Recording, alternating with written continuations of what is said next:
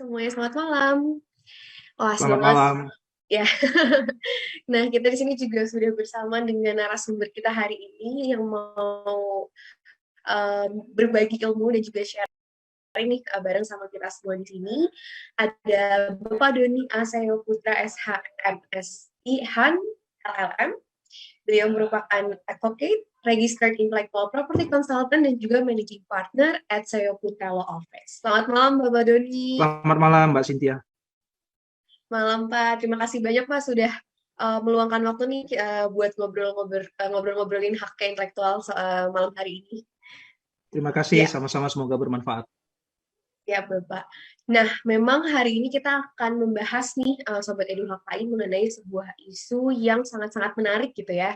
Karena seminggu ini booming banget mengenai isu pendaftaran hak intelektual Cipayung Fashion Week, yang mana hari ini kita mau pahamin nih konsep perlindungan mereknya seperti apa sih sebenarnya.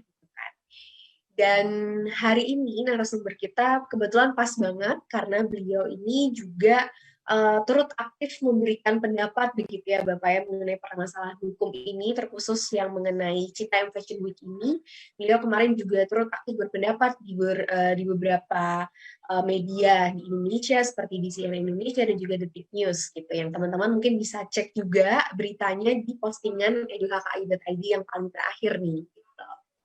Nah, mungkin sebelum kita masuk nih ke kasusnya gitu ya, ke Citayam Fashion Week-nya itu sendiri nih. Teman-teman mungkin kita mau pahami dulu nih, sebenarnya gimana sih konsepsi tentang merek gitu ya dalam hak intelektual itu gitu. Nah, mungkin Pak Doni, boleh dong Pak dijelasin sedikit nih Pak mengenai konsepsi merek itu sebenarnya seperti apa sih gitu, fungsinya merek itu seperti apa sih gitu Pak. Ya, terima kasih Mbak Cynthia. Kalau kita berbicara hak kekayaan intelektual, memang sampai hari ini masih banyak salah kaprah mengenai hak kekayaan intelektual itu sendiri. Banyak pihak-pihak tanpa kecuali adalah kawan-kawan kita dari media itu masih sering salah kaprah menggunakan istilah pendaftaran merek itu dengan kata mempatenkan merek, ya, atau mencampur adukan kata paten, merek, hak cipta dan sebagainya. Ini sebenarnya sesuatu yang salah kaprah bukan bukan terjadi baru-baru ini saja, tapi sudah sejak dulu ya. Bahkan sejak saya masih belum menjadi mahasiswa pun sudah sering hal-hal yang demikian terjadi. Yang namanya hak kekayaan intelektual sebenarnya adalah hak yang diberikan oleh negara kepada orang yang dianggap memiliki suatu kemampuan di bidang intelektualnya menghasilkan sesuatu karya, ya. Jadi secara garis besar dapat diartikan demikian. Kemudian jenis-jenis hak kekayaan intelektual itu ada beberapa macam.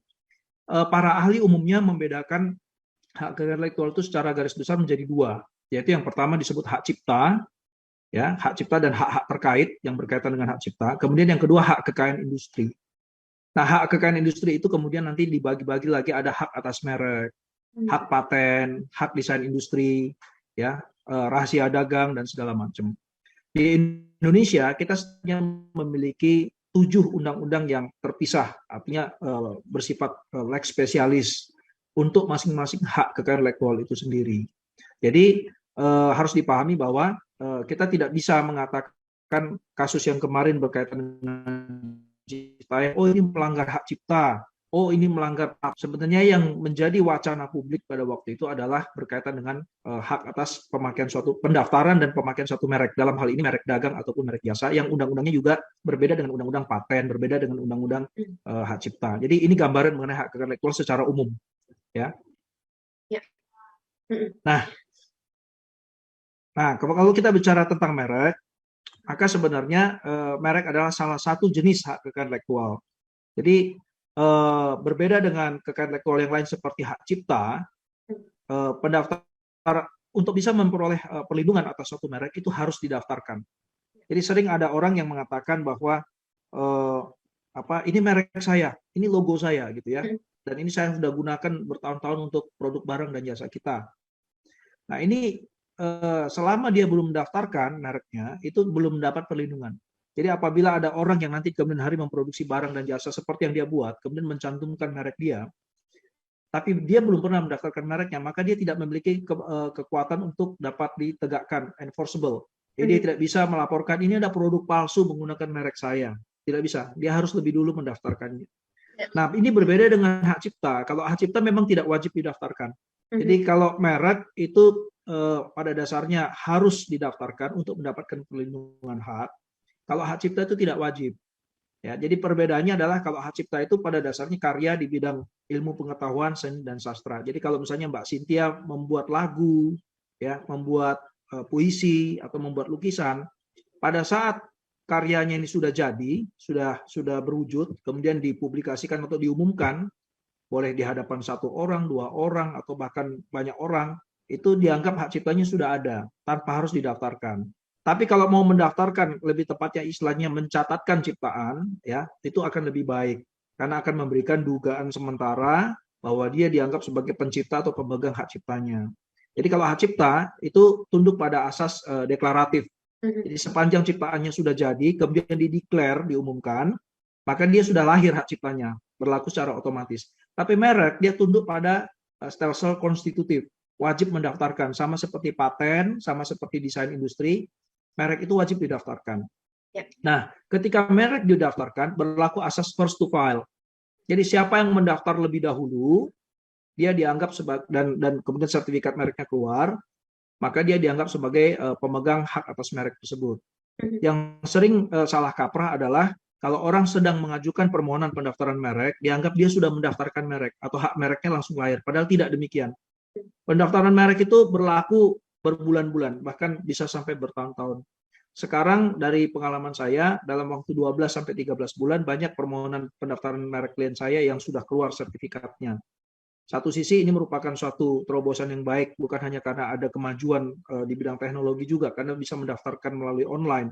Tapi di sisi lain juga percepatan ini tidak terlepas dari lahirnya Undang-Undang Cipta Kerja, yang dulu disebut Omnibus Law, itu mempercepat proses pendaftaran ya. Jadi ada yang klien saya yang dalam waktu 12-13 bulan sertifikatnya sudah keluar. Nah, yang kejadian kemarin itu dibilang, wah ini mendaftarkan merek, ya lebih tepatnya sebenarnya adalah mengajukan permohonan pendaftaran merek, tapi hak mereknya belum keluar karena baru diajukan tanggal 20 Juli. Ya, kemudian ada satu lagi mendaftarkannya 21 Juli. Itu makan waktu sampai 12-13 bulan dulu baru bisa ditentukan apakah terdaftar atau tidaknya. Oke, baik Pak Doni. Oke, mungkin sampai di situ dulu gitu ya Pak. Saya izin untuk sum up dikit nih gitu ya mengenai dasarnya dulu gitu ya. Tadi Pak Doni menjelaskan ada HKI gitu ya, di mana HKI ini banyak gitu ya macamnya. Ada merek, paten, hak cipta dan lain sebagainya gitu kan. Dan yang kita bahas hari ini adalah khusus di merek. Jadi mungkin buat teman-teman yang mengikuti IG Live ini, kita pahamin dulu sama-sama bahwa di sini kita akan bahas bicara merek yang tadi sudah dijelaskan bahwa merek ini merupakan stelsel yang harus ada didaftarkan dulu gitu ya, konstitutif dan juga bentuknya adalah first to file. Jadi siapa yang mendaftarkan lebih dahulu dialah yang mendapatkan perlindungan mereknya itu gitu ya. Dan tadi Pak Doni juga sudah sempat ngebahas nih ya Pak, nge-spill dikit tentang kasusnya gitu ya, yang Citayam Fashion Week ini gitu ya, bahwa memang pasti teman-teman semua udah pada ngikutin Citayam Fashion Week yang lagi hits banget akhir-akhir ini, di mana Citayam Fashion Week sendiri merupakan sebenarnya sebuah fenomena sosial yang positif gitu ya, karena muncul sebuah kreativitas di tengah-tengah masyarakat sekitar SCBD untuk mereka bisa berekspresi, yang kemudian di 21 Juli lalu gitu ya, ada pihak yang tanda kutip mengkomersialisasikan gitu, banyak yang ngomong seperti itu gitu kan, dengan mendaftarkan mengajukan permohonan pendaftaran merek atas Citayam Fashion Week gitu ya. Pak Doni tadi sempat mention beda nih gitu ternyata antara mengajukan permohonan pendaftaran merek dengan pendaftaran gitu kan ya. Nah, mungkin boleh jelasin lebih jauh lagi nih Pak, kalau tadi kan sempat spill dikit doang nih. Nah, apa sih bedanya gitu antara mengajukan permohonan pendaftaran merek dan pendaftaran merek itu sendiri? Ya, jadi kalau seseorang bermaksud mendaftarkan merek, dia tentu harus mengajukan permohonan pendaftaran merek dengan melengkapi syarat-syarat yang dipenuhi. Secara umum ada 3 syarat. Ya. Syarat pertama yaitu syarat formil. Ini mulai mendaftarkan merek itu misalnya ada kalau menggunakan jasa konsultan seperti saya, ada surat kuasa, kemudian ada logo merek atau merek kata yang hendak dimohonkan seperti apa, kemudian keterangan barang atau jasa apa yang mau didaftarkan. Jadi ini dilengkapi dalam satu formulir khusus untuk itu. membayar biaya pendaftaran, ya kemudian hal-hal yang berkaitan dengan syarat-syarat formil sebagaimana diatur dalam Undang-Undang Merek. Ini adalah syarat formil. Ya. Nah, kemudian setelah mengajukan permohonan pendaftaran, ini masih pending sifatnya. Dia baru akan ditentukan statusnya terdaftar atau tidak itu dalam waktu di atas 12 bulan. Nah, selama 12 bulan itu ada beberapa fase. Fase yang pertama adalah fase publikasi atau masa pengumuman. Lamanya 2 bulan. Jadi kalau misalnya kemarin ada yang mendaftarkan tanggal 20 Juli, dalam waktu 14 hari diuji atau diperiksa syarat formalitasnya yang tadi sudah saya sebutkan terpenuhi atau tidak. Kalau terpenuhi langsung diumumkan. Diumumkan dan selama 2 bulan sejak tanggal pengumuman itu masyarakat boleh mengajukan keberatan terhadap permohonan pendaftaran merek ini. Apa alasannya Anda keberatan? Barangkali Anda lebih dulu memiliki merek terdaftar, baik yang sama atau mirip, ya kita bisa mengajukan keberatan. Nah, setelah 2 bulan berlalu, masa pengumuman berakhir, merek yang dimohonkan pendaftarannya tadi akan memasuki masa pemeriksaan substantif. Dalam pemeriksaan substantif itu, yang diuji itu adalah ketentuan yang ada dalam pasal 20 dan 21 Undang-Undang Merek. Merek itu akan diuji kalau berdasarkan pasal 20 itu adalah kriteria merek yang tidak dapat didaftarkan. Ya, kalau pasal 21 adalah merek yang dapat ditolak. Dua hal ini berbeda. Yang pertama tidak dapat didaftarkan, yang kedua adalah merek yang dapat ditolak. Jadi kalau tidak dapat didaftarkan, itu pada dasarnya adalah disebut sebagai absolute grounds for rejection. Jadi alasan-alasan absolut di mana semua merek yang dimohonkan harus memenuhi kriteria ini. Misalnya, merek itu tidak boleh bertentangan dengan norma-norma kesusilaan. Kalau menggunakan merek kata, tidak boleh menggunakan kata-kata yang kotor atau cabul, itu bertentangan dengan kesusilaan, bertentangan dengan kesopanan, ketertiban umum. Ya, bertentangan barangkali dengan ideologi negara. Misalnya mau mendaftarkan merek gambarnya Palu Arit, ya itu kan bertentangan, ya. Atau menggunakan nama orang suci dalam agama tertentu digunakan sebagai merek, itu nggak bisa. Ya, kalau ada merek seperti itu, dia tidak bisa melangkah ke fase selanjutnya, langsung tidak dapat diterima. Ya, nah. Kalau ternyata merek-merek ini yang dimohonkan pendaftarannya tidak bertentangan dengan hal-hal tadi, maka pengujiannya kemudian masuk ke pasal 21, yaitu relative grounds for rejection. Jadi kalau yang tadi absolut, semua merek harus punya unsur itu dan tidak boleh bertentangan dengan unsur-unsur itu. Kalau pasal 21 disebut relatif. Jadi merek yang sudah lulus atau sudah teruji absolutnya, sekarang diuji relatifnya. Mereknya sudah bisa didaftar dengan syarat belum ada yang mendaftarkan lebih dahulu. Oke. Jadi relatif. Itu tadi ya Pak ya? Ya, belum ada yang mendaftar lebih dahulu, kemudian tidak menyerupai merek terkenal. Bisa saja ada suatu merek terkenal belum terdaftar di Indonesia. Ya. Jadi dia belum, perusahaan yang memiliki merek terkenal ini belum memiliki pendaftaran lebih dahulu, tapi karena mereknya sudah menjelma menjadi merek terkenal, dia bisa digunakan juga untuk menghalangi suatu permohonan pendaftaran merek. Kemudian suatu merek diajukan dengan itikat yang tidak baik, ini bisa ditolak juga. Ya, jadi bisa itikat tidak baik atau bad faith ya. Kebanyakan orang mengartikan itikat tidak baik itu adalah contohnya kita mengajukan permohonan pendaftaran merek tapi dengan niat membonceng popularitas merek orang lain yang sudah terkenal. Ya, baik untuk barang sejenis maupun barang yang tidak sejenis. Misalnya kalau saya ingin mendaftarkan suatu produk pakaian, ya, tetapi saya menggunakan merek misalnya Coca-Cola atau Ferrari. Atau Lamborghini, ya, kita tidak bisa mengatakan dia kan barangnya untuk kendaraan, Lamborghini dan Ferrari itu kan untuk kendaraan, untuk mobil, saya kan untuk pakaian, atau saya mendaftarkan merek ini untuk buku tulis misalnya, kan barangnya nggak sama, tidak mungkin orang bisa salah beli, mau beli Ferrari datang ke toko buku tulis dan sebagainya. Nah, argumen seperti ini tidak bisa diterima karena dianggap membonceng popularitas merek terkenal milik orang lain. Nah, apa itu kriteria merek terkenal sudah diatur dalam Undang-Undang Merek. Nah, jadi sebenarnya yang harus kita lihat adalah pada dasarnya pendaftaran merek itu harus memenuhi unsur syarat formalitas, kemudian memenuhi unsur absolute grounds, ya, yang harus dipenuhi mutlak, kemudian relative grounds, belum ada yang punya, tidak sama dengan merek terkenal, ya, tidak menyerupai nama atau logo instansi resmi misalnya. Kemudian diajukan dengan itikat yang baik, ya, sebagai syarat untuk dapat dikabulkannya permohonan pendaftaran merek. Ini akan makan waktu sampai dengan di atas 1 tahun. Setelah dia terdaftar, keluarlah sertifikat merek. Jadi ini tadi menjawab pertanyaan Cynthia, apa bedanya permohonan pendaftaran merek dengan pendaftaran merek? Ya, pendaftaran merek berarti asumsinya mereknya sudah terdaftar, registered trademark. Biasanya orang akan menggunakan logo R dalam lingkaran. Sedangkan biasanya orang yang mereknya belum terdaftar, tetapi menganggap bahwa logo atau kata itu merupakan suatu merek, dia akan menggunakan kata TM, trademark.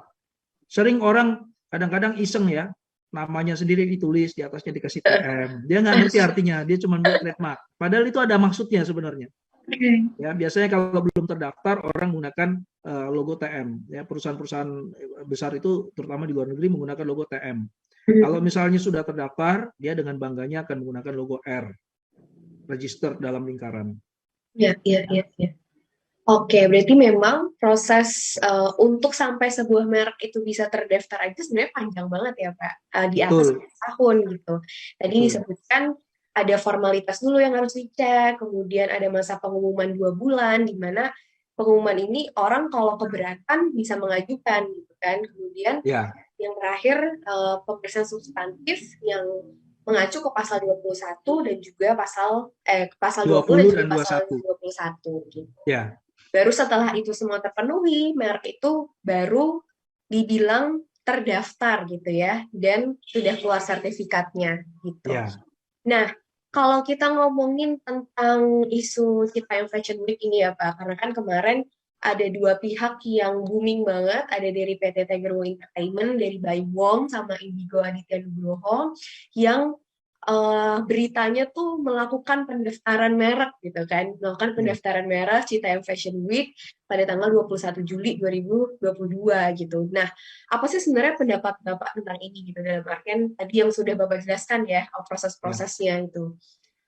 Ya, saya ingin berada dalam posisi netral ya, melihat permasalahan ini dan murni dari kajian akademis. Saya tidak ingin ikut-ikutan misalnya yang terjadi di masyarakat kita sekarang itu melalui media sosial ikut menghujat barangkali atau apa ya. Saya ingin jelaskan aturannya dulu. Yang pertama, pada dasarnya siapapun boleh mendaftarkan merek. Ya, siapapun. Undang-undang tidak pernah melarang. Jadi kalau Citayam Fashion Week sebagai satu merek kata, karena mungkin tidak ada unsur logo, tidak ada unsur warna, tidak ada unsur angka, tapi hanya murni kata saja, mau didaftarkan oleh seseorang, itu sebenarnya tidak ada masalah sepanjang satu, syarat formalitasnya terpenuhi. Tadi sudah saya jelaskan syarat formalitasnya apa. Kemudian kedua, dia tidak bertentangan dengan absolute grounds for rejection. Yang ketiga, dia tidak bertentangan dengan relative grounds for rejection. Relative ground tadi belum ada yang punya, belum ada yang terdaftar dan sebagainya. Jadi siapapun yang mau mendaftarkan atau mencoba mengajukan permohonan pendaftaran itu belum bisa disebut sebagai melanggar merek. Ya, jadi ketika kawan kita yang public figure itu ingin mendaftarkan merek, kemudian lagi ada perusahaan lain ingin mendaftarkan merek atau pihak lain, itu secara hukum dia tidak salah. Yang menjadi persoalan kemudian adalah secara etika atau moral. Karena yang menjadi media sosial ini kemudian menjadi gaduh, menjadi ribut sampai diumumkan di media cetak, online dan segala macam adalah bahwa merek-merek tersebut itu dianggap bukan merupakan kreasi atau berasal dari mereka. Digunakannya kata Citayam Fashion Week pertama kali muncul itu bukan merupakan hasil kreasi dan terinspirasi dari kegiatan mereka, tetapi dari orang lain. Jadi ini harus dibedakan dimensi hukumnya dengan dimensi etikanya.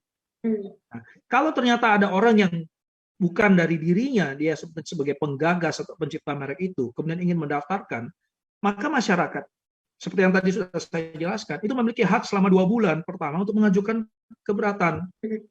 Ya, cuman harus diakui mengajukan keberatan kan harus ada dasarnya. Yang pertama, ini biasa disebut oposisi. Mengajukan oposisi itu harus ada dasarnya. Misalnya dia pemilik merek yang lebih dahulu terdaftar. Yang kedua, barangkali merek ini dianggap bertentangan dengan kesusilaan atau moralitas agama. Harus kuat dasarnya. Dan ini yang menjadi persoalan.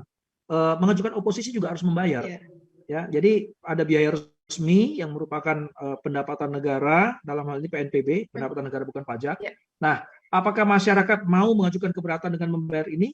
Dan dasarnya sudah cukup kuat, kita tidak tahu.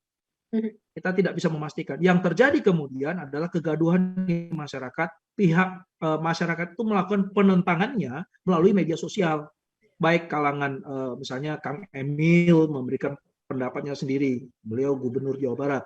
Kemudian ada juga public figure yang lain memberikan pendapatnya. Kemudian disambut dengan pemberitaan yang makin gaduh. Nah, ini seperti istilahnya oposisi jalanan. Ya, kalau di politik saya meminjam istilah itu ya, oposisi jalanan. Kalau secara formal harusnya kan dilakukan secara tertulis. Tetapi kuatnya dukungan atau desakan dari netizen agar yang bersangkutan menarik kembali permohonan pendaftaran mereknya, akhirnya membuahkan hasil. Mungkin mereka berpikir kalau kami mengajukan oposisi, dasar hukumnya nggak kuat karena kami juga bukan pemilik merek dan harus membayar pula. Nah, akhirnya dengan cara demikian, saya melihat Dirjen Haki juga bereaksi, dalam hal ini pelaksana tugas Dirjen KI, Pak Rasilu juga dalam jumpa persnya mengatakan dan memberikan saran lebih baik ditarik kembali, akan lebih bijak kalau ditarik kembali. Nah, akhirnya ya demikian yang terjadi, kita ketahui permohonan pendaftaran merek ini ditarik kembali. Oleh karena itu menurut saya menghujat yang bersangkutan itu sebenarnya bukan solusi juga. Kalau memang pada akhirnya dianggap merek ini bukan milik dia, lantas milik siapa? Apakah pencetus ide gagasan ini mau mendaftarkan merek? Ya, apakah dia sanggup mendaftarkan merek dan ada yang mau membantu memfasilitasi baik biayanya dan segala macam. Misalnya dia datang kepada saya dengan senang hati akan membantu. Jadi banyak di masyarakat itu orang yang memiliki merek tapi tidak menyadari pentingnya mendaftarkan merek itu. Baik karena kekurangan informasi, nggak ngerti mekanisme caranya, nggak ngerti manfaatnya apa. Baik karena kekurangan ilmu pengetahuan, atau bahkan saya dari beberapa studi kasus yang saya teliti, itu dari orang-orang yang mungkin secara finansial tidak menguasai. Ya, mereka berpikir ini biayanya mahal, tidak sanggup menggunakan jasa konsultan dan segala macam. Akhirnya mereka tidak mendaftarkan merek. Ini banyak terjadi di masyarakat.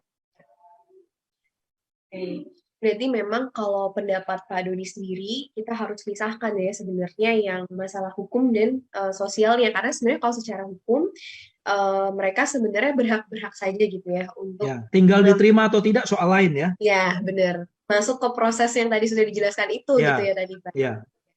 Ya, paham.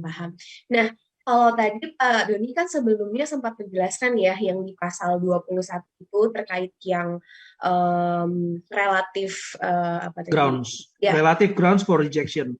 Relative grounds for rejectionnya itu Bapak kan sempat menjelaskan bahwa ada itikat tidak baik gitu ya, salah satunya. Nah, apakah hal ini bisa dikatakan itikat tidak baik gitu Pak dari pihak yang melakukan pengajuan permohonan merek ini, apakah bisa dikatakan mereka punya itikat tidak baik? Iya. Dalam pasal 21 ayat 3 itu disebutkan bahwa permohonan ditolak jika diajukan oleh pemohon yang beritikat tidak baik. Ya.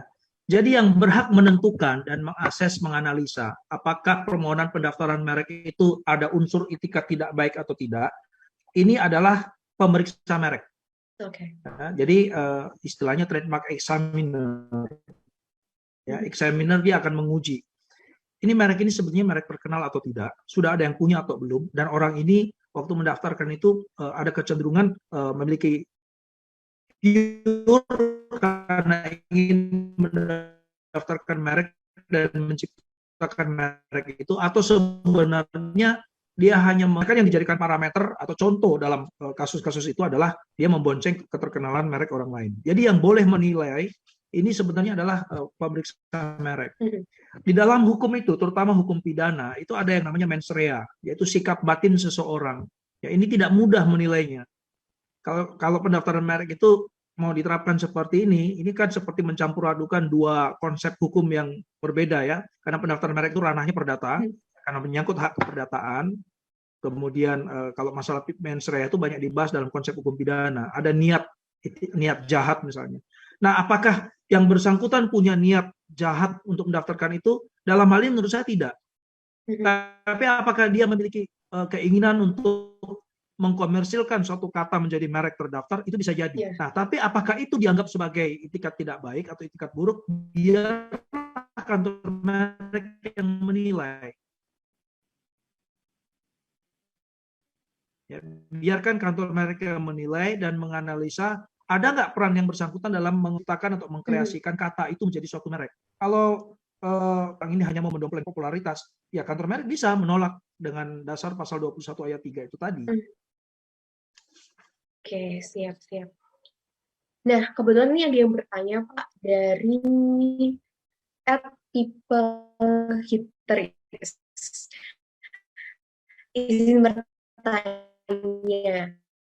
terkait pengajuan permohonan bila menarik kembali permohonan, apakah kemudian biaya pendaftaran merek tersebut Ya, dikembalikan? pendaftaran merek dari awal harus memenuhi syarat formalitas termasuk membayar biaya resmi. Jadi ketika akhirnya gaduh seperti ini dan yang bersangkutan memutuskan untuk menarik kembali permohonan pendaftaran mereknya, maka biaya resmi itu tidak dapat kembali. Itu menjadi penerimaan negara bukan pajak. Okay. Ya. Dan biasanya kalau menggunakan jasa konsultan, konsultan juga tidak mau fee-nya dikembalikan.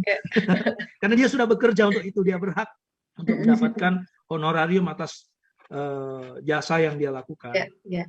Oke, mungkin balik sedikit nih ya ke yang tadi Bapak bahas mengenai etika tidak baik itu berarti kembali tergantung pada si pemeriksa mereknya itu sendiri gitu ya Pak ya.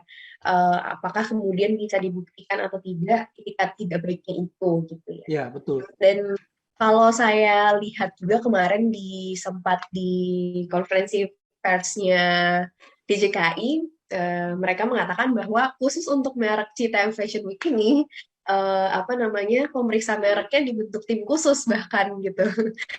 Ya. Jadi memang sebegitu luar biasanya gitu ya isu ini sampai kemudian ada tim khusus gitu. Dan ini sebenarnya menjadi sebuah langkah baik juga ya dari pemerintah gitu untuk mengantisipasi hal-hal yang tidak diinginkan terjadi gitu ya. Iya. Oke. Nah, Mbak Ipung sendiri ini sempat membuat klarifikasi gitu ya. Beliau mengatakan di akun IG-nya bahwa ini milik Indonesia. Kemudian beliau mengatakan bahwa Fashion Week sebagai ajang untuk membuat tren ini menjadi wadah yang legal, bukan musik. Baimung ingin menjadikan Cita Fashion Week ini sebagai wadah yang legal. Gitu. Nah, pertanyaannya nih, Pak Doni, apakah dengan mendaftarkan mereknya, gitu ya, dengan mengajukan permohonan pendaftaran mereknya, itu bisa kemudian juga melegalkan sebuah usaha gitu ya. atau sebuah masalah legalitas usaha gitu. itu tidak ditentukan dari pendaftaran merek. Jadi tidak ada kaitannya sama sekali suatu pendaftaran usaha dengan legalitas suatu badan usaha dan kegiatan-kegiatan komersil yang dilakukannya dengan pendaftaran merek. Karena kalau kita lihat ya, bisa saja suatu ketika ada orang ingin mendaftarkan merek di Indonesia untuk jasa kasino. Ya, misalnya di Singapura itu kan ada kasino yang terkenal. Katakanlah dia ingin melindungi mereknya di Indonesia. Dia mendaftarkan merek di Indonesia dan terdaftar, bisa. Tapi apakah nanti dia boleh masuk dan beroperasi di Indonesia? Nanti dulu. Oke. Dan kita tahu bahwa sistem hukum di Indonesia ada bidang-bidang tertentu yang sama sekali memang tidak boleh dibuka. Ada daftar negatif investasi, perusahaan-perusahaan asing mau bawa usaha modal seberapapun, kalau dia masuk ke Indonesia, ini merupakan bidang usaha yang tertutup, tidak boleh dibuka. Kalau dibuka, dia menjadi legal. Dia menjadi ilegal. Ya. Walaupun dia sudah mendaftarkan merek, tapi dia tidak boleh berusaha di Indonesia. Jadi sebenarnya pendaftaran merek tidak ada kaitannya. Sebaliknya, banyak orang yang usahanya tetap legal, walaupun dia belum mendaftarkan merek. Nah, kembali ke konteks Citayam Fashion Week. Ya. Apakah kegiatan yang dilakukan anak-anak muda ya di SCBD itu adalah ilegal? Jawabannya tidak. Walaupun mereka belum terdaftar. Kerumunan ya agak mengganggu ketertiban, iya. Ini tidak ada bedanya dengan kalau misalnya ada pertandingan sepak bola, orang berkunjung menuju ke stadion dan pasti ada crowd, kerumunan juga di jalan, kadang-kadang menimbulkan kemacetan. Tapi ini bukan bicara soal aspek legalitas. Orang mau berjalan di atas zebra cross dengan menggunakan pakaian apapun sepanjang itu tidak sopanan, maka dia dianggap legal. Ya, makanya tidak ada yang ditangkap gara-gara orang melenggang di zebra cross ditangkap sama Satpol PP. Yang ada mungkin orang parkir sembarangan. Mungkin ada orang buang sampah sembarangan. Mungkin ada orang yang sekarang sudah muncul ancamannya yang berpakaian tidak pada tempatnya ya. Kalau laki-laki tidak berpakaian sebagaimana layaknya laki-laki sudah ada ancaman katanya akan dibawa ke panti sosial misalnya. Ini misalnya mereka yang ketinggalan kereta akhirnya tidur di emperan-emperan di trotoar-trotoar, tidur di sana yang akhirnya kalau ada orang pagi-pagi datang mau bekerja turun dari kereta ini agak mengganggu pemandangan dan juga tidak sedap dilihat ya karena itu daerah bisnis misalnya. Tapi itu bukan soal legalitas, itu lebih kaitannya dengan ketertiban umum. Ya, jadi tidak ada kaitannya antara pendaftaran merek dengan legal. Seolah-olah kalau mereknya belum saya daftarkan, berarti kegiatan itu ilegal. Nggak seperti itu juga pengertiannya, ya. Demikian. Jadi memang sangat beda gitu ya. Beda. Mendaftarkan merek bukan berarti usahanya legal juga gitu, dan sebaliknya usahanya legal bisa saja belum ada pendaftaran mereknya. Ya, memang idealnya kalau suatu usaha legal dan menjalankan kaidah-kaidah bisnis dengan beretika dengan baik, untuk melindungi perusahaan tersebut, alangkah baiknya kalau mereknya didaftarkan, karena dia menjadi aset perusahaan tersebut. Ya, jadi jangan menganggap pendaftaran merek itu seperti mengurus perizinan, bukan. Itu sebenarnya aset perusahaan. Karena di kemudian hari merek terdaftar itu bisa dilisensikan, ya bisa mendapat penghasilan tambahan. Misalnya kalau Mbak Cynthia ingin membuka salon dan di kemudian hari terkenal, tapi mereknya terdaftar, ada orang ingin menggunakan merek Mbak Cynthia, dia ingin franchise, bisa saja dan Mbak akan mendapatkan royalti tambahan untuk itu. Jadi menambah pemasukan. Dan di sisi lain dengan mendaftarkan merek, jika di kemudian hari ada orang yang menggunakan merek yang sama dengan merek kita, sama itu pengertiannya dua ya, sama pada keseluruhannya, ditiru 100% seperti merek terdaftar, atau sama pada pokoknya. Jadi ada perbedaan tapi nggak signifikan. Digunakan untuk barang jasa sejenis, maka kita bisa mengambil tindakan terhadap orang tersebut. Karena seperti yang sudah dijelaskan di awal, pendaftaran merek itu sifatnya adalah berlaku secara konstitutif. Perlindungannya baru diberikan kalau sudah terdaftar. Jadi sangat penting mendaftarkan merek itu. Banyak yang belum daftar, di kemudian hari ada pemalsuan, dia nggak bisa lapor polisi. Polisi nggak menerima laporannya karena mereknya belum terdaftar. Oke, siap.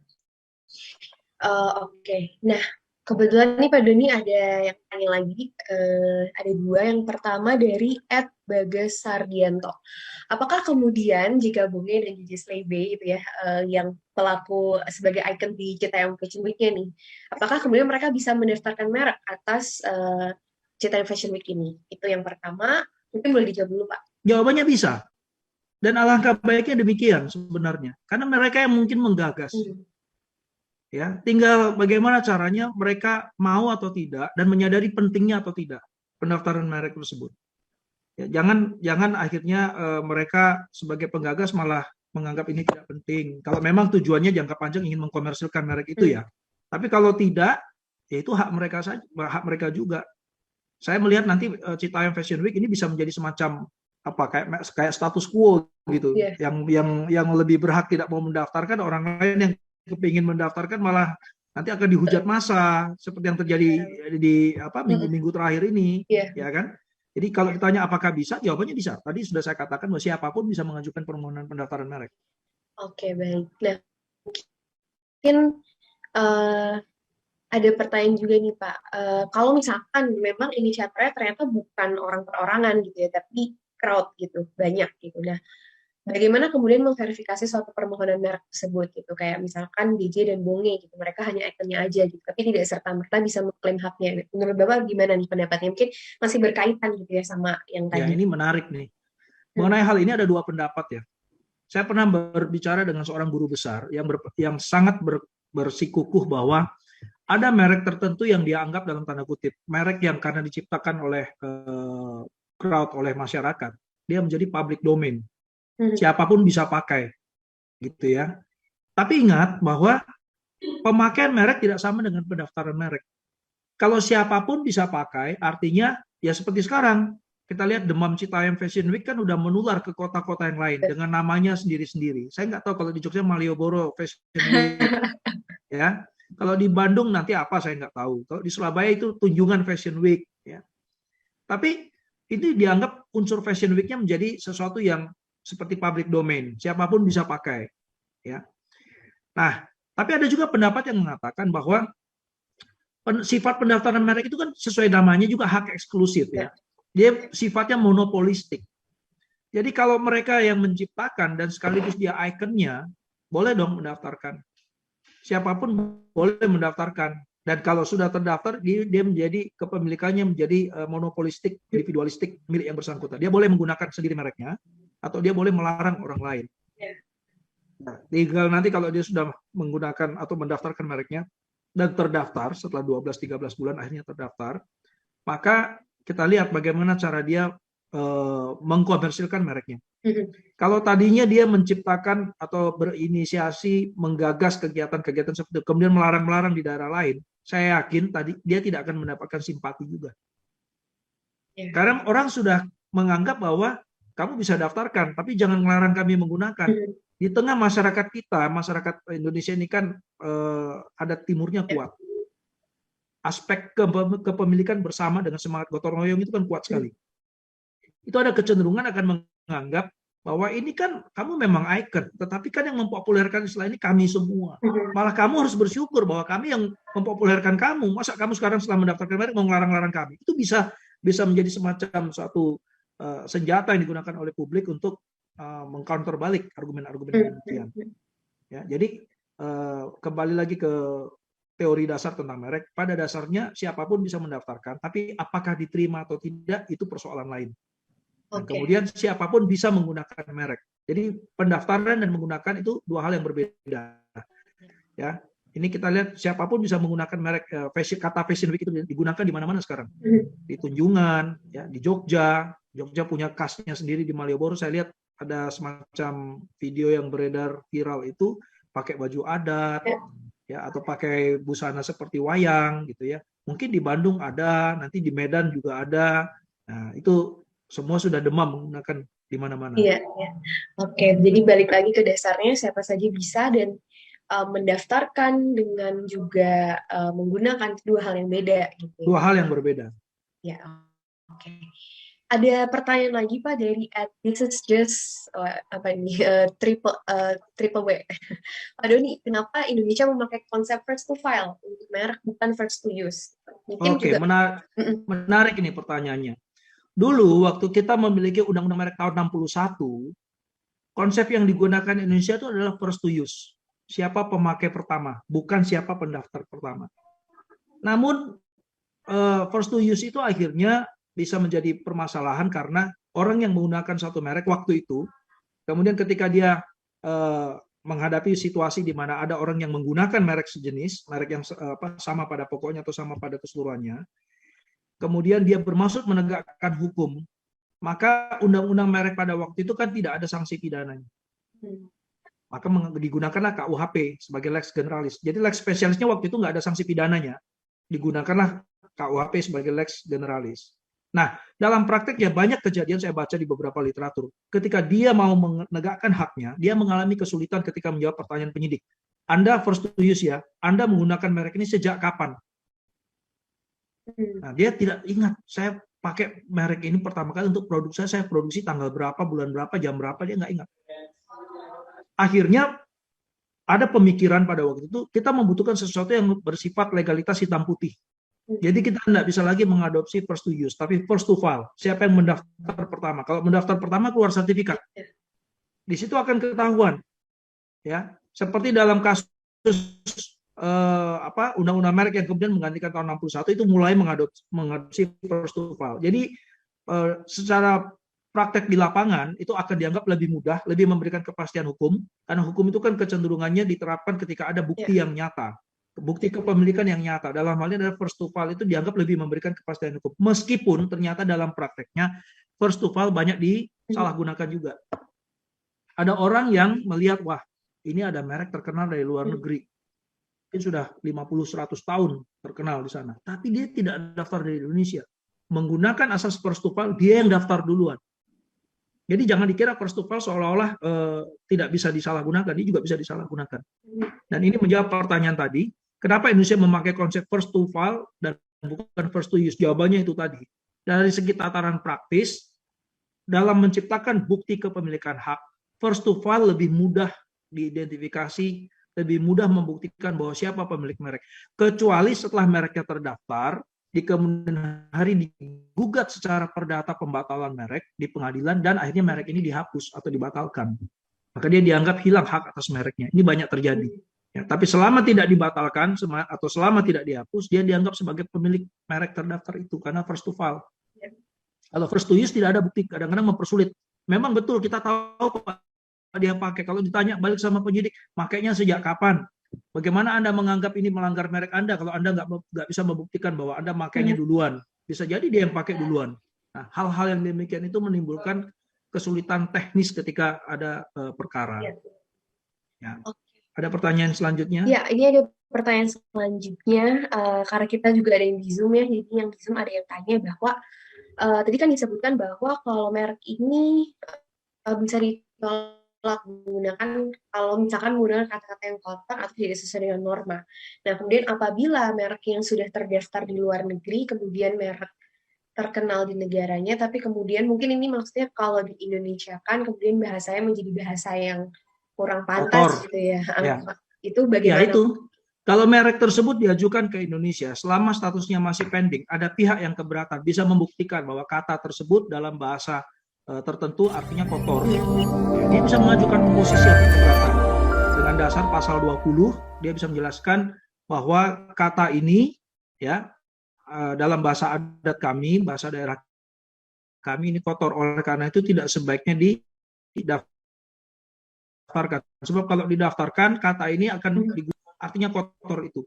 Nah, di dalam prakteknya, ketika kita mengajukan permohonan pendaftaran merek, itu ada satu bagian yang harus diisi. Arti merek jika menggunakan bahasa asing. Jadi misalnya ada orang mau mendaftarkan kata yang bukan bahasa Indonesia. Jadi ada kata yang memang kata dari bahasa asing, ada juga kata yang sifatnya itu kata yang diciptakan. Jadi tidak ada sebenarnya dalam kata bahasa manapun yang diciptakan. Contoh terkenal kata yang diciptakan itu misalnya Kodak. Kodak yang dulu digunakan untuk di industri fotografi itu adalah kata yang diciptakan. Ya itu awalnya tidak ada gitu. Nah sekarang kalau ada kata dalam bahasa asing, idealnya konsultan hakim dengan jujur menyebutkan kalau dia tahu artinya, kata ini artinya apa. Tapi bisa juga kata itu dalam bahasa daerah tertentu kita punya begitu banyak suku ya, beragam bahasa, beragam suku ya. Tidak mungkin kita mengerti arti setiap kata dari tiap-tiap suku dari Sabang sampai Merauke. Nah, kalau itu yang terjadi, biasanya solusi yang digunakan oleh konsultan ketika mendaftarkan itu, arti kata ini dia menggunakan kata hanya suatu penamaan. Hanya merupakan suatu penamaan. Nah, ketika ini dia gunakan hanya suatu penamaan dan kebetulan pemeriksa mereknya juga sepakat bahwa kata ini dia tidak pernah dengar bahwa katanya adalah kata kotor atau kata yang bertentangan dengan moralitas kesusilaan dan betul-betul niatnya hanya suatu penamaan, besar kemungkinannya akan terdaftar. Nah, kalau ada orang dari suku tertentu yang keberatan dengan kata itu, dia bisa mengajukan keberatan dalam 2 bulan pertama ketika masih pending statusnya dalam masa pengumuman atau publikasi. Namun, kalau ternyata 2 bulan dia lalai dan tidak mengajukan keberatan, proses berjalan terus sampai akhirnya merek tersebut terdaftar, bukan berarti dunia sudah kiamat. Orang yang masih mau keberatan terhadap merek tersebut bisa mengajukan gugatan di pengadilan niaga. Menjelaskan dengan pasal 20 tadi, kami minta merek ini dibatalkan karena dari suku kami. Tinggal hakim menilai, benarkah kata itu kalau digunakan nanti akan menimbulkan konotasi negatif kepada publik dan sebagainya. Oke, ya. Nah, pertanyaan selanjutnya nih, ada dari Bang Adnan sebenarnya. Halo Bang Adnan, disapa dulu nih.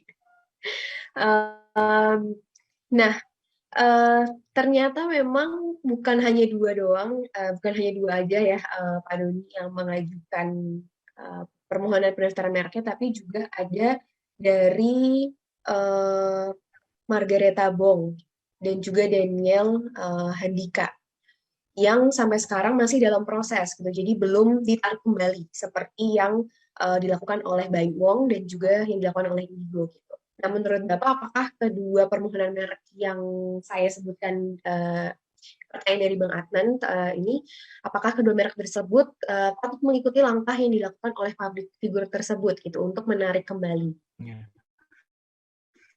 Idealnya iya. Kalau kita lihat dari dimensi etis dan moralnya, idealnya ya. Walaupun dari dimensi legal, yang tadi saya katakan, siapapun kan boleh mengajukan permohonan pendaftaran. Ya, katakanlah kedua orang ini tidak menarik, tidak kantor merek tetap akan memiliki filter-filternya tersendiri, apakah nanti akan diterima atau tidak. Saya melihat bahwa dibandingkan dengan dua yang pertama, termasuk public figure yang sudah menarik permohonan pendaftaran mereknya, dua yang disebutkan oleh kawan saya, Mas Akan Hardi ini tidak terlalu terekspos publik, mungkin karena bukan public figure. Jadi oposisi jalanannya dalam tanda kutip istilah yang saya gunakan terhadap kedua permohonan pendaftaran merek ini tidak segencar, atau mungkin momennya sudah mulai hilang karena public figure itu sudah membuat klarifikasi, sudah jumpa pers dan akhirnya menarik kembali. Tapi yang dua ini kan belum. Apakah publik masih terus akan memberikan pressure yang sama sehingga akhirnya keduanya ini menarik? Ya, kita menarik kembali permohonan pendaftaran, kita tidak tahu. Tapi kalau melihat clue yang sudah diberikan oleh Dirjen Haki, terutama Pak Razilu waktu jumpa pers, dia mengatakan sebaiknya ditarik kembali. Pak Razilu tidak mengatakan harus ditarik kembali. Sebaiknya ditarik kembali karena melihat keadaan seperti ini. Ya, kita lihat keputusannya dia bagaimana. Kita boleh berpendapat, orang lain boleh berpendapat. Beda juga tidak ada masalah. Jadi dalam hal ini kalau menurut saya dari dimensi etika dan moral mungkin lebih baik ditarik kembali. Walaupun dari segi legal kalau mau diteruskan ya nggak apa-apa. Kantor merek akan menggunakan kewenangannya menilai apakah dua pendaftaran merek yang tersisa ini yang belum ditarik itu memenuhi unsur-unsur yang tadi sudah saya jelaskan dalam pasal 20 bagaimana, pasal 21 bagaimana. Kira-kira begitu. Oke, baik. Jadi memang sebaiknya gitu ya, tetapi tidak ada yang mengharuskan juga gitu sebenarnya. Jadi sebaiknya juga dilakukan hal yang sama untuk ditarik kembali. Oke, nah bicara mengenai ditarik kembali gitu ya, ditarik kembali, apa sih sebenarnya kemudian implikasinya gitu kalau sebuah merek ini ditarik kembali? Gitu? Ya dianggap belum diajukan. Implikasinya kalau sudah ditarik kembali berarti yang bersangkutan ya tidak meneruskan permohonan pendaftarannya, ya dari segi kantor merek mengurangi beban kerjaan merek yang harus direview, dia langsung istilahnya close file, selesai, dan pihak yang menarik kembali ya tidak akan mendapatkan hak atas merek tersebut. Oke, baik. Ya. Nah, kalau misalkan bedanya apa Pak dengan misalkan apabila nih si merek Citayam Fashion Week ini ternyata berhasil gitu didaftarkan gitu. Dan kemudian setelah berhasil baru kemudian ada pihak yang keberatan gitu. Nah, kalau itu berarti masuknya adalah keberatan gitu ya Pak ya. Dan gimana kalau kayak gitu tuh prosesnya seperti apa sih Pak mekanismenya? Kalau merek sudah terdaftar, artinya sudah melalui seluruh proses secara lengkap, sempurna, dan diputuskan merek terdaftar, keluar sertifikatnya, keluar nomor pendaftarannya. Lalu masih ada pihak lain yang ingin mengajukan yang keberatan terhadap merek yang sudah terlanjur terdaftar itu, maka mekanisme satu-satunya adalah mengajukan gugatan secara perdata, gugatan pembatalan merek. Di mana? Di pengadilan niaga. Pengadilan niaga yang mana? Kita lihat alamat tergugat, pemohon merek itu kan berarti digugat, dia menjadi tergugat. Dilihat alamatnya di mana. Pengadilan niaga kita kan ada 5. Nah, 5 pengadilan niaga itu yang mana ini sudah mencangkut jurisdiksi kompetensi relatif. Ya, pengadilan niaga mana yang alamatnya yang jurisdiksinya meliputi wilayah tempat tinggal tergugat atau pemilik merek yang alamatnya tercantum di sertifikat merek itu. Ya. Kalau misalnya pemilik mereknya tinggalnya di Aceh misalnya, ya diajukan gugatan pembatalan merek di Pengadilan Niaga Medan. Kalau lokasinya di Kediri, berarti pengadilan niaganya di Surabaya. Kan pengadilan niaga hanya ada 5, Jakarta Pusat, Semarang, Surabaya, Makassar, dan di Medan. Ya, pernah saya lihat ada satu kasus, ada orang mengajukan gugatan pembatalan merek, salah. Dia mengajukannya di salah satu pengadilan niaga yang jurisdiksinya tidak pas untuk itu. Ya, ke Pengadilan Niaga Semarang kalau saya tidak salah. Dan akhirnya gugatan tidak dapat diterima.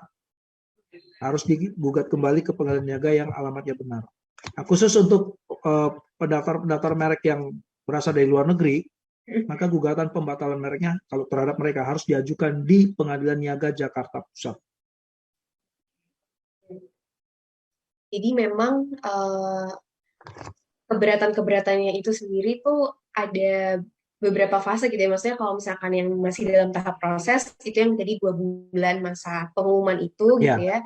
Kalau misalkan semua proses sudah selesai dan ternyata sudah terdaftar, masih ada yang keberatan, bisa dengan mengajukan gugatan pembatalan merek secara perdata gitu ya Secara Pak. perdata ya. Oke, mungkin untuk sobat Edu HKI lainnya yang masih mau bertanya, boleh banget bisa langsung um, kirim pertanyaannya di kolom chat melalui IG Edu HKI. Oke, kemudian ini di Zoom juga ada yang tanya lagi nih Pak Doni. Ya, Nah, dalam misalkan sengketa hukum nih, dua pemilik skincare. Nah, ini juga lagi rame ya. Kita agak offside dikit kasusnya. Di mana fakta hukumnya pihak yang first to file ini justru kalah di pengadilan. Nah, itu ya. seperti apa? Tentu saja dalam membuat suatu putusan di pengadilan dalam perkara-perkara perdata, salah satu yang wajib dicantumkan itu adalah alasan atau pertimbangan hakim. Ya, apabila suatu pertimbangan hakim itu menjadi tanpa itu maka putusannya itu cacat sebenarnya. Dia harus mencantumkan pertimbangan hakim. Nah, apabila putusannya itu dianggap salah, maka bisa diajukan upaya hukum kasasi ke Mahkamah Agung. Ya, dalam kasus yang disebutkan penanya ini dalam perkara suatu produk skincare ini menurut saya menarik. Ya, saya mungkin keliru memahaminya, tetapi sepanjang yang saya ketahui, yang dikalahkan ini adalah pemilik merek terdaftar. Dia digugat pelanggaran merek. Seharusnya hakim menolak gugatan pelanggaran merek. Seharusnya kalau menurut saya. Karena apa? Karena merek dia masih terdaftar. Jadi yang bisa diajukan adalah pembatalan merek. Kalau mereknya masih terdaftar dan dia menggunakan merek sesuai pendaftarannya, dia tidak bisa disebut pelanggaran merek. Mereknya masih terdaftar dan dia gunakan sesuai dengan pendaftarannya. Beda halnya jika dia mereknya tidak terdaftar, lalu dia menggunakan merek yang sama dengan merek terdaftar punya orang lain untuk barang dan jasa sejenis, itu pelanggaran merek. Tapi dalam kasus ini, dia mereknya masih terdaftar. Jadi harusnya dia mengajukan gugatan pembatalan merek dulu. Setelah mereknya batal, berarti dia sudah tidak memiliki kekuatan hukum, tapi masih menggunakan, baru diajukan gugatan kedua, namanya gugatan pelanggaran merek. Jadi ada gugatan dalam undang-undang merek itu ada 3 macam gugatan, dan ini berbeda, dasar hukumnya berbeda, alasan pengajuan gugatan juga berbeda. Yang pertama pembatalan merek. Pembatalan merek itu adalah merek yang sudah saya jelaskan, semestinya tidak boleh didaftarkan, tapi masih ada yang keberatan, diberi ruang untuk itu dengan berdasarkan pasal 20-21 mengajukan pembatalan merek tersebut. Gugatan jenis yang kedua adalah penghapusan merek. Penghapusan itu merek adalah merek terdaftar, tapi oleh pemilik merek dia tidak gunakan dalam jangka waktu 3 tahun berturut-turut sejak tanggal terdaftar atau sejak pemakaian dia yang terakhir. Jadi orang mendaftarkan merek itu wajib digunakan mereknya. Nah, tidak bisa dia mendaftarkan merek baru dia diam-diam saja digunakan hanya untuk menghalang-halangi orang lain mau mendaftar merek yang mirip dengan itu. Dia harus menggunakan mereknya.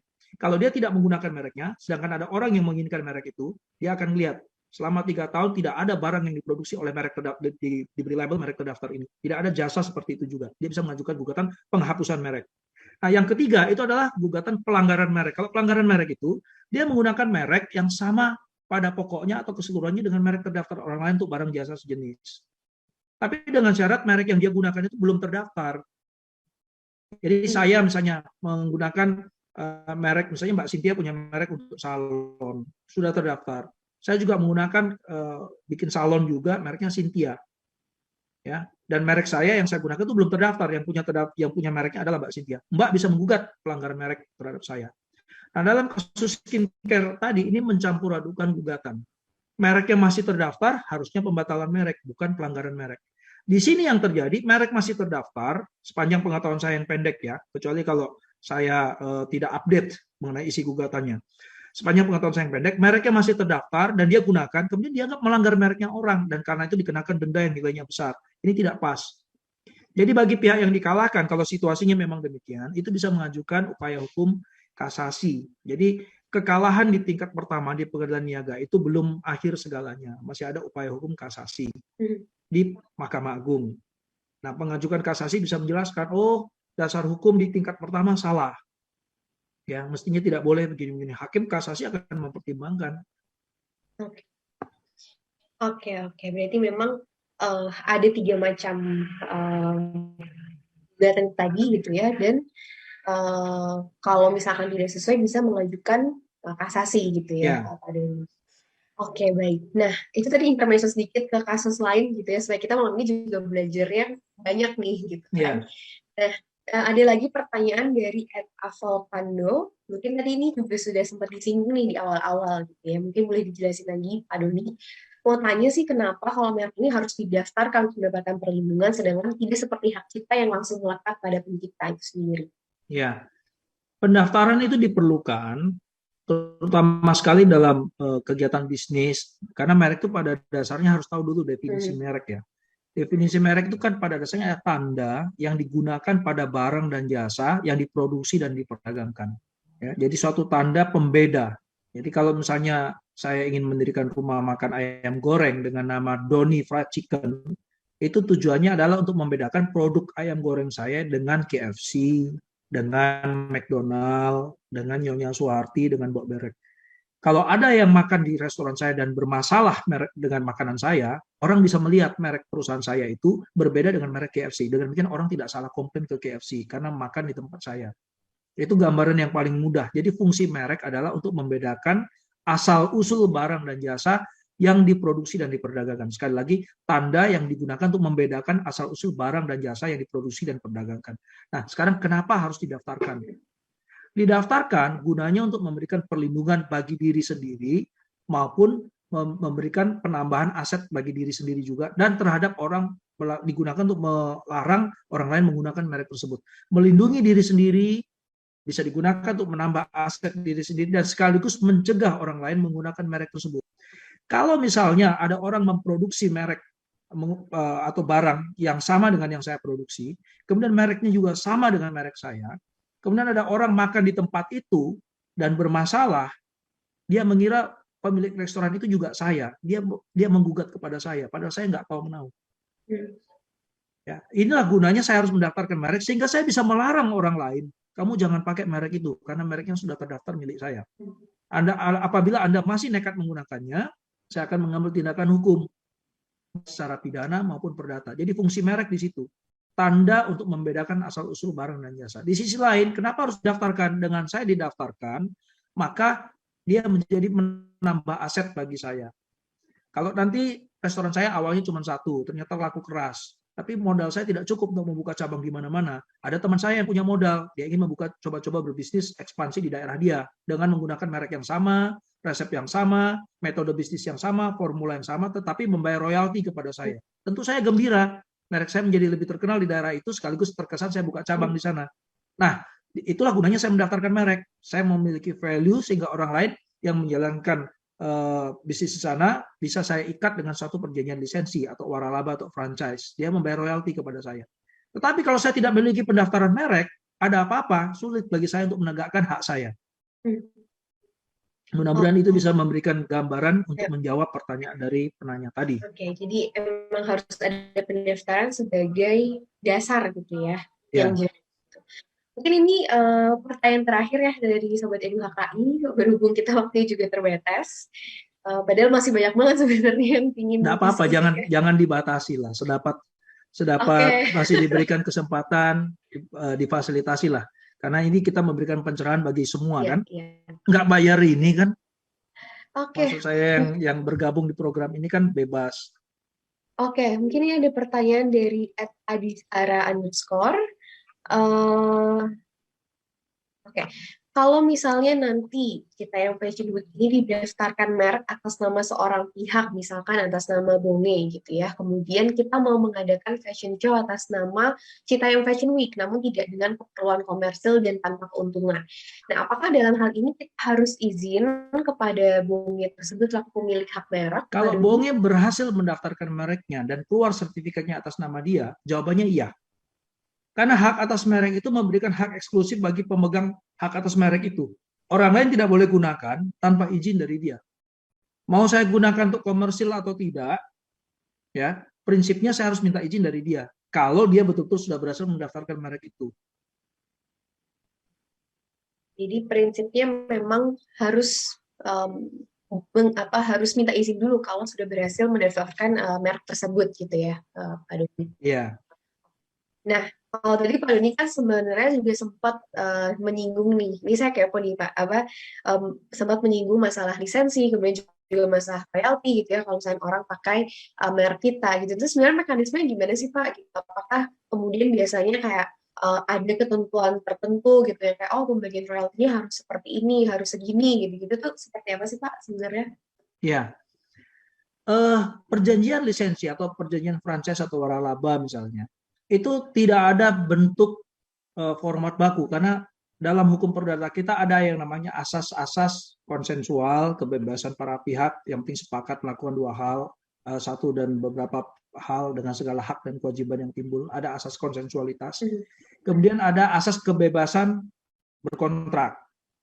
Jadi mau dibuat kontrak itu seperti apa, isinya sepanjang tidak bertentangan dengan hukum yang berlaku maupun nilai-nilai yang hidup di masyarakat, maka perjanjian lisensi itu bisa dinyatakan berlaku.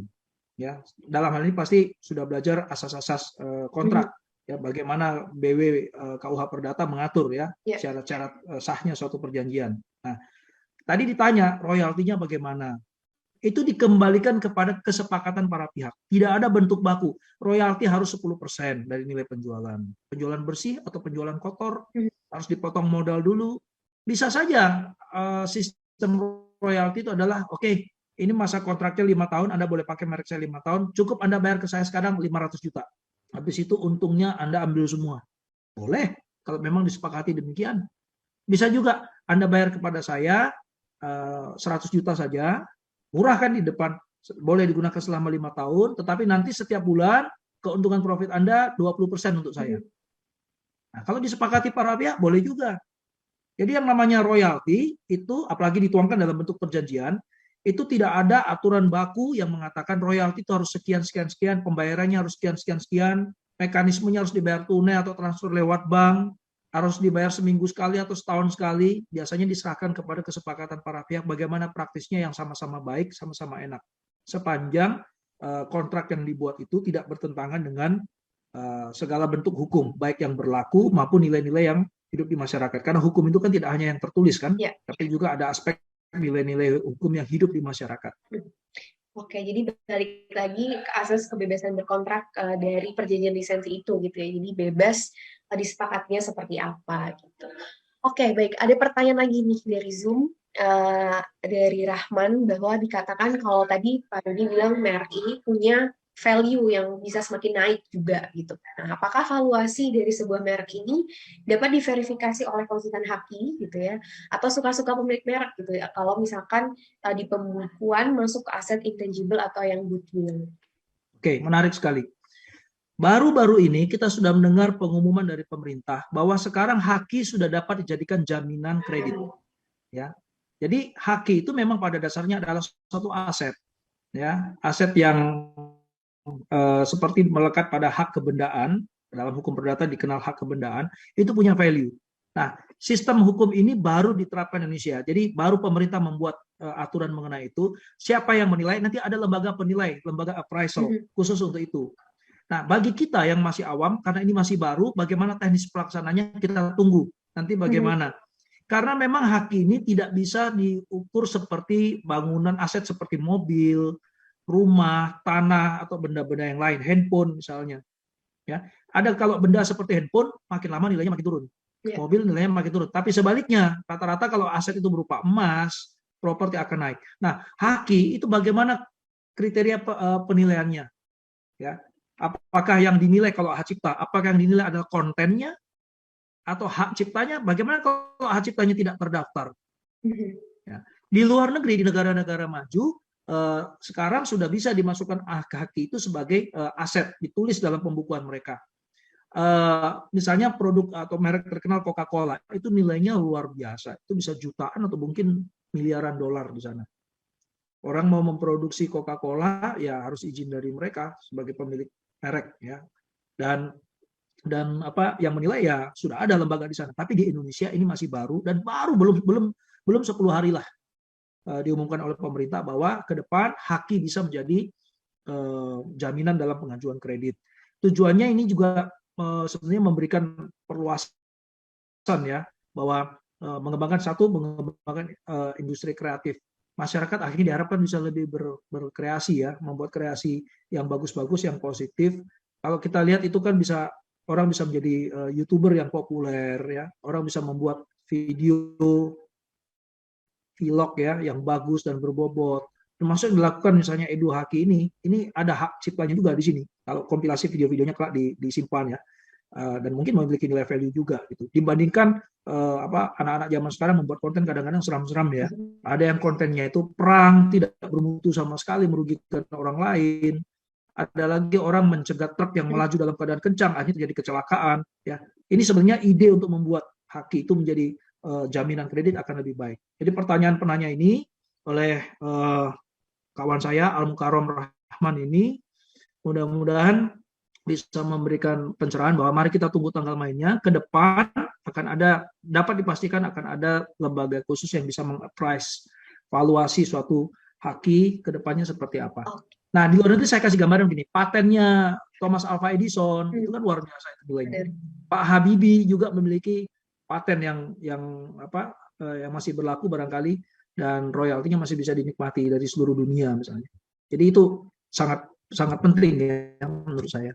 Iya, ya. Jadi memang kita tunggu tanggal mainnya, spesifiknya pemerintah mengaturnya seperti apa gitu ya, Pak Doni. Ya. Oke, baik. Oke, mungkin ada lagi yang mau bertanya dari Sobat eduhki.id, baik yang di Zoom maupun yang di IG. Oke. Nampaknya sudah tidak ada yang ingin bertanya, Pak Doni. Namun teman-teman nggak usah khawatir, nanti kalau misalkan teman-teman kebetulan kayak kepikiran mau bertanya gitu, nanti bisa langsung DM di Instagram kita di @eduhki.id. Dan juga jangan lupa untuk share juga nih apa yang teman-teman dapetin nih dari IG Live kita hari ini, supaya nanti juga makin tersebar, jadi teman-teman yang lain juga makin tahu apa sih yang dipelajarin gitu tentang merek di IG Live kita hari ini. Gitu. Nah, mungkin Pak Doni sebagai penutup nih, Pak Doni, apa sih saran atau mungkin yang ingin Pak Doni sampaikan gitu ya, terkhusus dengan isu Citayam Fashion Week ini gitu ya? Apakah kemudian saran Pak Doni mungkin apakah sebaiknya kemudian merek ini didaftarkan oleh siapa dan lain sebagainya? Mungkin ada nggak pesan atau pesan yang ingin Pak Doni sampaikan? Ya. Kalau mau dianggap ini sebagai suatu merek, kata Citayam Fashion Week, dianggap sebagai suatu merek, idealnya adalah merek ini dimiliki oleh orang yang menggagas digunakannya atau menciptakan kata itu pertama kali. Idealnya. Bahwasanya yang bersangkutan ini mungkin memiliki keterbatasan informasi atau keterbatasan finansial untuk mendaftarkan merek. Idealnya pemerintah bisa membantu. Ya, apakah buatkan jalur khusus untuk mendaftarkan merek ini bagi yang bersangkutan, diberi pemahaman pencerahan apa haknya, apa manfaatnya bagi dia yang bersangkutan. Ini akan lebih baik daripada menghujat sebetulnya yang dilakukan oleh orang-orang seperti public figure yang mencoba mendaftarkan merek tadi.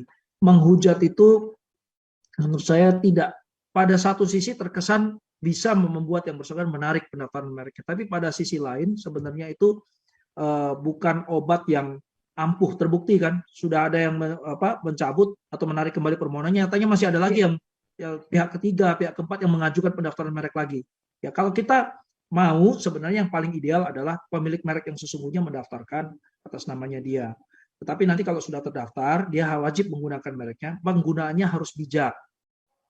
Ya, walaupun memiliki hak eksklusif untuk menggunakan merek itu oleh dirinya sendiri atau melarang orang lain, dia harus berpikir bahwa keberadaan merek ini tidak terlepas menjadi besar karena publik. Jadi jangan sampai setelah mendaftarkan merek atas nama dirinya, mentang-mentang punya hak eksklusif, berbau monopolistik, dia kemudian menggunakannya untuk melarang-larang publik juga. Walaupun itu boleh, tapi istilahnya janganlah menjadi kacang yang lupa pada kulitnya. Ya, ini yang paling baik, daripada kita menghujat kiri kanan, saya mengatakan mendaftarkan merek ini untuk Indonesia. Tidak. Karena mendaftarkan merek itu sifatnya individualistik, monopolistik, dan eksklusif hanya pada dirinya. Itu tidak mungkin untuk Indonesia. Tapi kalau digunakan, mari kita gunakan bersama-sama tuh kemajuan bangsa Indonesia di bidang Fashion Week. Nah, itu bisa. Ya, itu bisa. Saya setuju mengenai hal itu. Oleh karena itu, daftarkan merek ini oleh pihak yang berhak untuk itu, dan kemudian penggunaannya kelak bisa dibuat sedemikian rupa dengan sebijak mungkin. Ada satu lagi yang menggelitik saya, ada usulan agar yang berhak mendaftarkan merek sebaiknya Pemda. Ada yang membuat seperti ini, saya agak kurang setuju. Karena pendaftaran merek, fungsi merek itu sendiri adalah tanda yang membedakan barang jasa yang diproduksi perdagangan. Pemda ini kan tidak bergerak, tidak berbisnis. Pemda tidak memproduksi barang atau jasa yang untuk diperjualbelikan. Kalau BUMD ya, badan usaha milik daerah, perusahaan-perusahaan daerah ya, BUMN ya, tapi Pemda tidak. Yang mungkin haki yang mungkin dimiliki oleh Pemda misalnya itu adalah indikasi geografis. Itu memang tidak bisa dikuasai secara individual, ya. Itu hanya bisa digunakan oleh kelompok komunal di wilayah tertentu. Indikasi geografis juga tanda, tapi tanda yang diberikan kepada produk barang atau suatu komoditas yang diproduksi di komunitas masyarakat daerah tertentu yang karena faktor alam, keunikan alam menimbulkan kekhasan tersendiri atas produk tersebut. Misalnya beras Cianjur. Kalau Mbak nanam beras di daerah lain, baru Mbak kasih label beras Cianjur, Mbak melanggar indikasi geografis masyarakat Cianjur. Karena ini hanya diproduksi, hanya bisa beras dari kota Cianjur saja yang bisa digunakan itu. Nah, pemilik indikasi geografis bisa Pemda. Ya, contoh lagi beras Solok. Ya, contoh lain lagi barangkali apa? Lada dari mana? Ya, ada yang mengatakan juga susu kuda Sumbawa, walaupun saya tidak mengerti di mana letak kekhasannya susu kuda Sumbawa, ada yang mengusulkan demikian ya. Tapi ini memang produk komoditas itu hanya ada di daerah itu dan rasanya berbeda. Kopi Toraja bisa. Tidak akan mungkin rasanya sama dengan kopi daerah-daerah lain. Jadi kopi itu yang paling banyak variannya. Kopi Gayo, kopi Mandailing itu semua bisa menjadi indikasi geografis. Kopi Toraja, kopi Flores, kopi di Papua juga ada kopinya. Ya. Nah, itu indikasi geografis berupa tanda bisa dipegang oleh Pemda. Nggak bisa kita memproduksi kopi di Jawa Barat, lalu supaya laku seperti kopi Toraja, kita kasih label, ini kopi Toraja, itu nggak boleh. Ya. Oke, jadi tadi terkait dengan Citayam Fashion Week ini memang dari Pak Doni sendiri menyarankan didaftarkan oleh mereka yang berhak gitu ya, mereka yang menginisiasi ini gitu, tapi juga jangan sampai kacang lupa sama kulitnya gitu ya. Jadi setelah didaftarkan tetap harus diperuntukkan untuk digunakan bersama-sama gitu. Jadi bukan untuk Indonesia tapi tetap untuk kemajuan bersama-sama gitu ya. Ya. Oke, baik. Wah, nggak kerasa banyak banget hal-hal yang dipelajarin Pak Doni, dan juga terima kasih banyak juga buat teman-teman yang berpartisipasi aktif banget tanya gitu ya. Jadi kita juga bisa sharing pikiran segala macamnya jadi lebih luas juga gitu kan. Terima kasih banyak sekali lagi Pak Doni untuk waktunya dan juga sharing yang sangat luar biasa. Dari sini kita belajar banyak ya tentunya mengenai merek itu sendiri, dan juga pasti kita harus lebih aware gitu ya mengenai pentingnya melakukan permohonan pendaftaran merek itu gitu ya terhadap usaha atau terhadap barang dan jasa yang kita akan produksi juga gitu ya supaya bisa terlindungi gitu. Oke, baik. Terima kasih Pak Doni. Terima kasih banyak. Sampai bertemu di lain kesempatan, Pak. Terima kasih banyak. Terima kasih semua. Semoga bermanfaat bagi kita semua. Amin. Terima kasih, Mohon maaf kalau ada kekurangan dan sampai jumpa di lain kesempatan. Terima kasih. Terima kasih.